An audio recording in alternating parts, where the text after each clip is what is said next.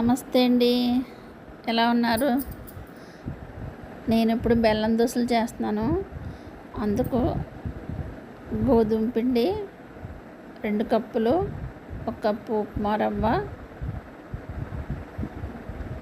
1 cup బెల్లం పానకం తీసుకున్నాను. అది వడగట్టాలి, కొంచెం పానకం వడగట్టి తీసుకోవాలి. తుక్కేమన్నా పోతుంది. అందులో కొద్దిగా సాల్ట్ కూడా వేయాలి. అందులో కొంచెం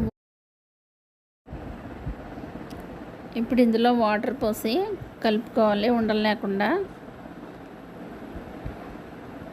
కలుపుకొని అది దోసపిండిలా తయారు చేసుకోవాలి. దాన్ని ఒక 15 మినిట్స్ మూత పెట్టేసి పక్కన ఉంచుకోవాలి.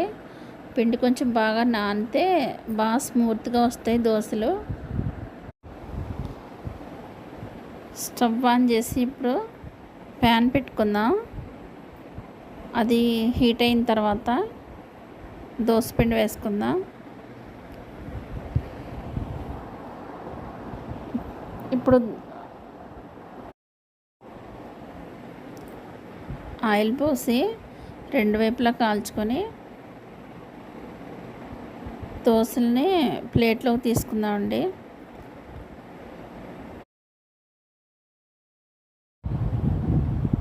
ఈ దోశలకి ఆవకాయతో అయితే బాగుంటాయండి. ఆవకాయ వేసి తినండి ఇందులో. పిల్లలకైతే పచ్చడి ఏమి వేయకుండానే ఇవ్వచ్చు, వాటినే తినచ్చు. ఎందుకంటే వాళ్ళు కారం తినలేరు కదా, అలా వాళ్ళు చాలా ఇష్టంగా తింటారు. వాటిని ఇవ్వండి. ఇవి చాలా స్మూత్గా స్పాంజీలా వస్తాయండి. ఇవి బెల్లం దోశలు రెడీ అయిపోయినాయి. మీకు కూడా నచ్చితే మీరు కూడా ట్రై చేయండి. వీడియో నచ్చితే లైక్ చేయండి, సబ్స్క్రైబ్ చేసుకోండి, షేర్ చేయండి, అలాగే కామెంట్ చేయండి.